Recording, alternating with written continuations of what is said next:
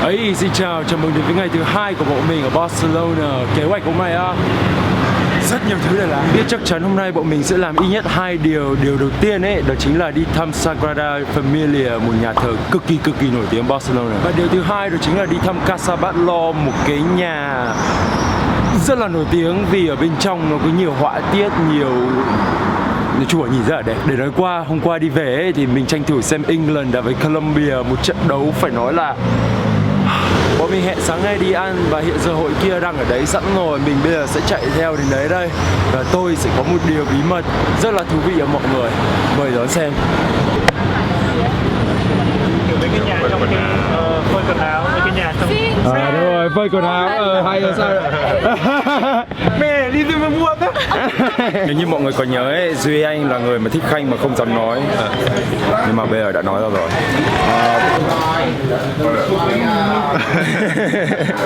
Nói chung là có Duy Anh, Khanh, Hải với cả em Hải Anh ở đây.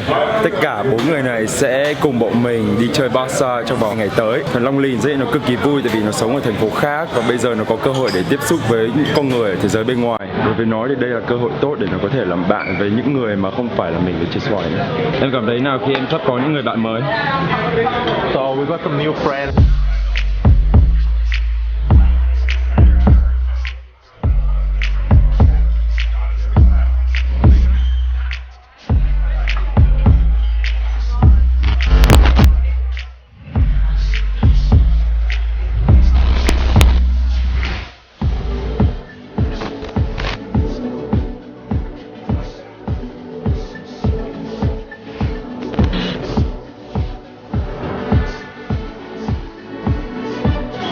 Của Long yếu đấy em.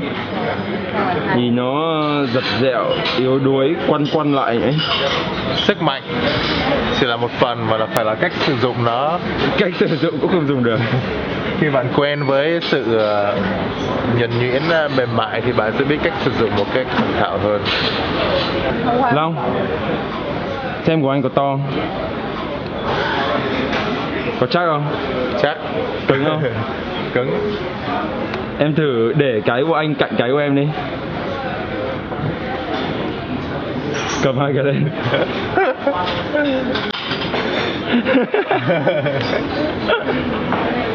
Nhìn mày như kiểu cái cành cây khô. Cái này cho vào như nào? Cho vào nhà hả? Thôi đùa thôi. Ảnh hưởng hết đến người xem của tao.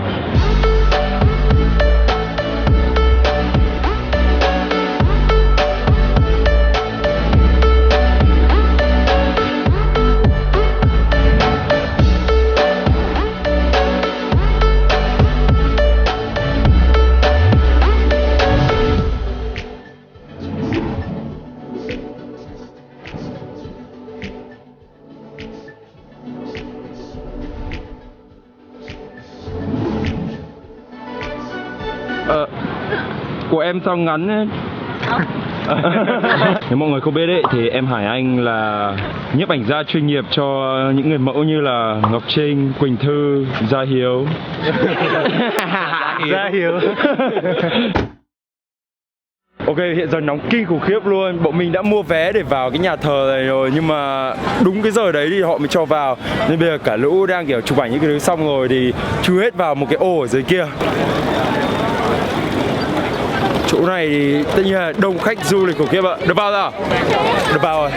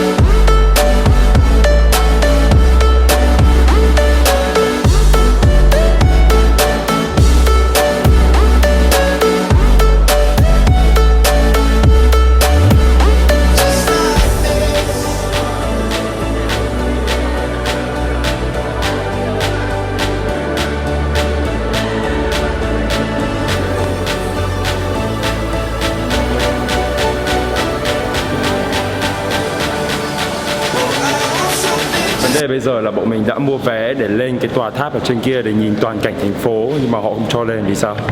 Tại vì thang máy đã bị hỏng rồi.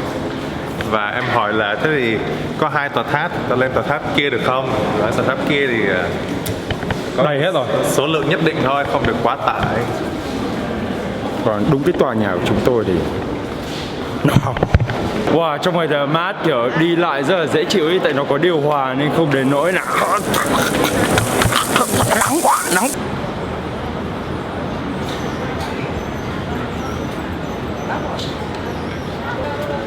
Thế rồi là một điệu nhảy chipu cho anh đi.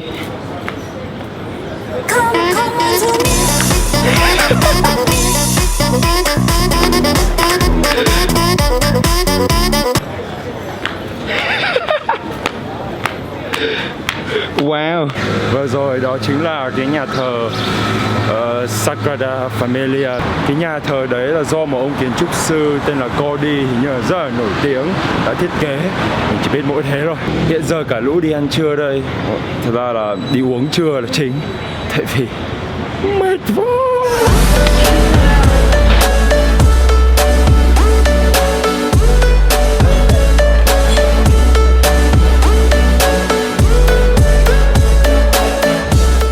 Vừa ăn trưa xong ở chỗ đấy khá là ngon, khá là rẻ, mà lần đầu tiên 8 đứa ăn với nhau ấy, cho nên gọi được nhiều món khác nhau để thử nhiều món khác nhau. Nói chung là rất là được. Bây giờ thì bọn mình đang đi đến chỗ này đây. Thử đoán xem đây là chỗ gì và ai là người tư vấn. Chính là hắn. Chính là hắn. Kem.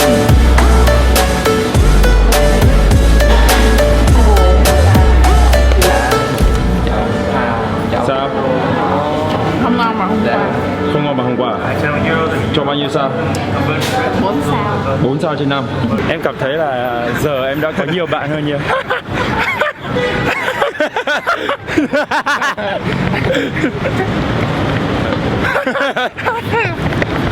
Bông điện.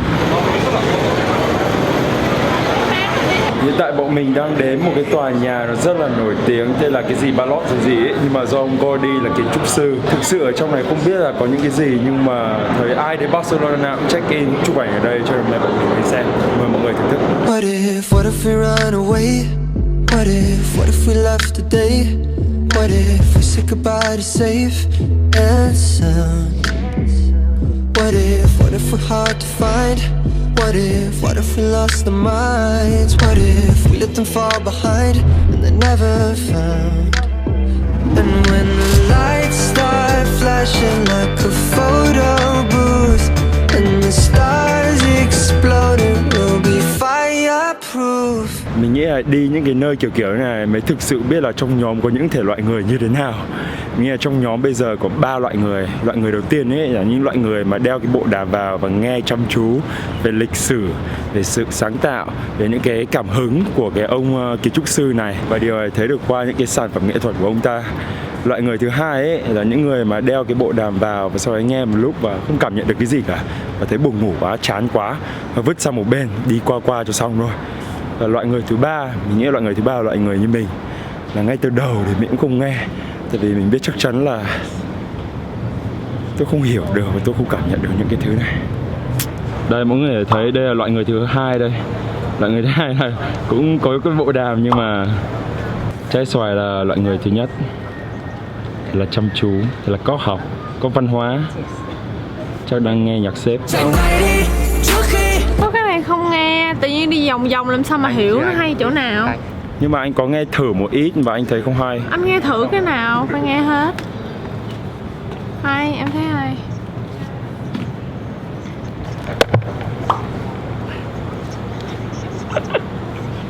Hơi cổ diễn. Cổ diễn à? Nhà này là design by Gaudi cho một bá tước nhà Bayo. Và sao nữa, mục đích của nó là gì? Mục đích của ổng là ổng lấy inspiration Ông lấy từ cảm hứng. biển.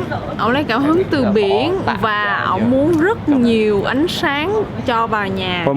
Thôi đừng nói nữa, mọi người chắc đang đi ngủ rồi. Rồi nhá, mọi người tỉnh dậy đi. Tỉnh dậy đi. Cái để phỏng vấn hai đứa này nhá, xem bọn nó nói gì. Thì các bạn thấy nào về cái nơi này? Cho anh là cái tòa nhà về cái gì? Rồi về kiến trúc.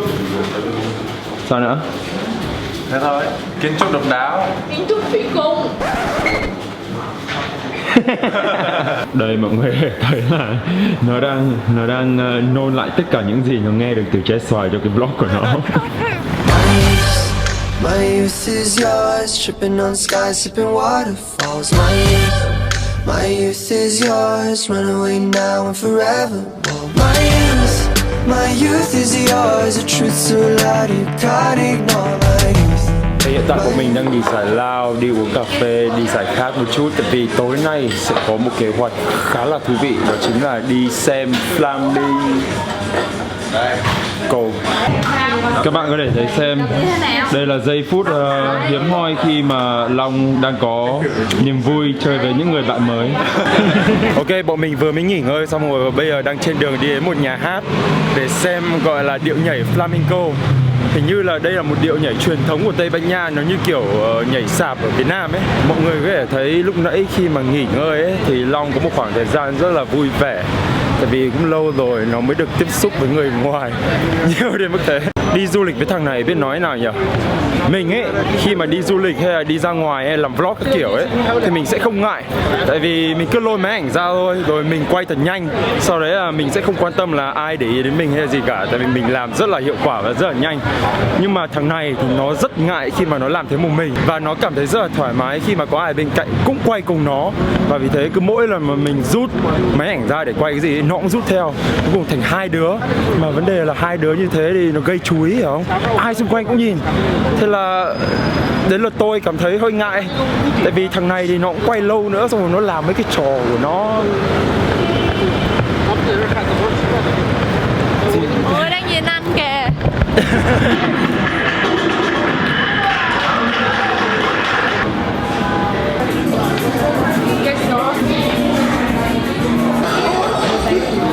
Ok, hiện tại bọn mình đang ở trong nhà hát đây. Mọi người đang chuẩn bị sắp xếp ghế ngồi các kiểu. Tiết mục sắp bắt đầu. Mọi người có thể thấy là ở đây đang rất là tối. Mình đang phải chỉnh ánh sáng cao nhất có thể luôn. Mình nghĩ là khi mà lên YouTube thì chắc cái video này chất lượng. Mình sẽ kể cho mọi người biết là cái tiết mục này nó sẽ như thế nào nhá, sau khi mà xem xong. Cho đến nay chỉ biết là đây là một cái tiết mục nhảy truyền thống của Tây Ban Nha thôi, để xem là choreography của các bạn này thế nào. And do you mind telling me a bit more about the performance? Gypsy dances. Gypsy dances? Yes, typical become gypsy dances. Also guitar solo. YouTube. It is YouTuber? YouTube. What is your name in YouTube? Yep, got it. It's for you.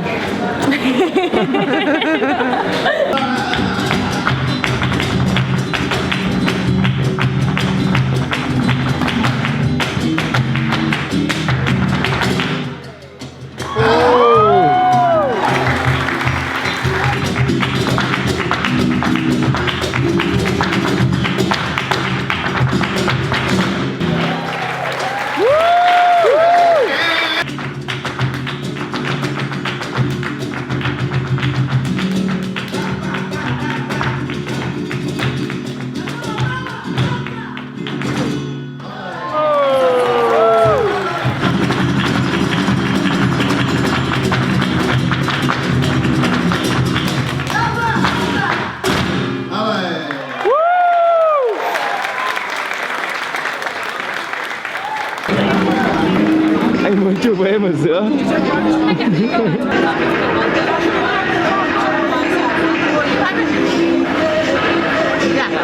Long có muốn vào không? Không. Em không phải là người như vậy. Em thích đàn ông không? Em thích Ano. Không sao đâu mà, có gì đâu. Thì gần quá, tránh ra. Năm 2018 rồi mà. No comment, no comment. Không là mày muốn nhưng mà không được hay là mày không muốn? Không muốn. Câu trả lời đúng. Duy Anh xong ngắm đi ngắm lại cái ảnh nhé. Toàn zoom vào đâu cũng không thấy zoom vào em. Ok, mình vừa mới bước ra khỏi chương trình. Khi mà bước vào ấy, thực sự cũng không có một chút kỳ vọng gì cả. Nhưng mà đến khi mà xem ấy, thấy là cực kỳ hay. Tổng thể cả nhóm ấy thì có vẻ như ai cũng thấy hay. Nhưng mà đặc biệt là mình, tại vì mình có một chút background nhảy ấy. Khi mà mình xem, mình cảm nhận được từng động tác của họ, từng tổ hợp của họ, những cái kỹ năng, những cái chi tiết nhỏ và cái công sức và cái sức mà bạn phải bỏ ra để nhảy được những cái động tác này thì mình rất mệt. Phần lớn những cái động tác này toàn là những động tác chân ấy, mà làm động tác chân nhiều thì mình biết là mỏi đùi vãi cả đái. Đặc biệt là những cái phần cuối khi mà mỗi người họ solo ấy, họ bắt beat nhanh kinh khủng khiếp luôn, mà nếu như mà mình không thực sự nhảy và mình không hay nhảy ấy thì khó mà có thể cảm nhận được cái độ phức tạp và cái độ cầu kỳ của những cái động tác như thế. Nếu như mọi người còn nhớ ở trong Vietnam Vibes ấy, thì mình có đi review chương trình Teda ở thành phố Hồ Chí Minh, và một trong những cái điều mà mình nghĩ là có thể tiến bộ hơn về cái tiết mục này thì cũng giống như Teda thôi, đó chính là xuyên suốt cả cái tiết mục thì không có một cái cốt truyện nào đấy có thể liên kết được tất cả các tiết mục với nhau, và vì thế thì mỗi tiết mục, mỗi cái sự biểu diễn của từng cá nhân ấy nó hơi rời rạc, nó không có một chút liên kết gì đấy. Nếu như họ đầu tư hơn một chút về cái khoản đấy, ngoài ra nếu như mà họ đầu tư thêm một chút về khoản nhảy đôi hay là nhảy đội với nhau ấy thì mình nghĩ là tổng thể cái tiết mục nó sẽ hoành tráng hơn rất nhiều. Nhưng mà tuy nhiên thì nói thật không chút kỳ vọng gì cả, và khi mà nhảy vào xem ấy thì thấy nó hay, thế là vui thôi. Khải thấy mình review B, nó chuẩn bị review chương trình ấy. Khi xem rồi ấy mới thấy được cái lợi của dạp nhỏ, tại vì cái điệu nhảy này đòi hỏi phải có được một cái đôi giày chuyên môn, mà cái đôi giày đấy tạo nên cái tiếng đấy, khi mà nhảy thì họ mới cảm nhận được, ngoài ra khán giả mới xem mới thích được. Và vì thế trong một cái dạp nhỏ ấy thì mọi người mới cảm nhận được cái không khí khi mà nhảy và khi mà tiết mục được diễn ra. Đó nhá. Bye bye. Em mày xinh quá.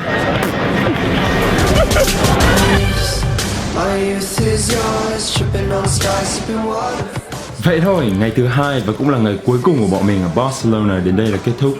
Tối về thì cả lũ vào cái nhà hàng này ăn tapas thôi, rẻ mà ngon. Và tất nhiên là không phải xếp hàng 2 tiếng như ở Lisbon rồi.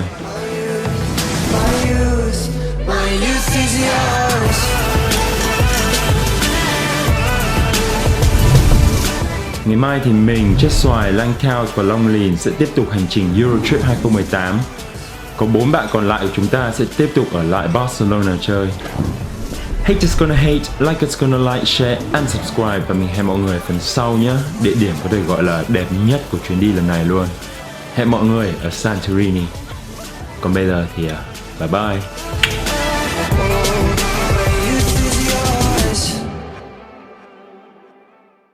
Trong đớn đau, nơi yêu quanh năm và ngày nỗi đau, dư âm tàn cho vô vọng phía sau đôi chân giày vò sông xé không thân xác nát. Chạy ngay đi trước khi mọi điều gian tồi tệ hơn. Chạy ngay đi trước khi lòng thu của từng cơn gió gió đem về ghé thăm.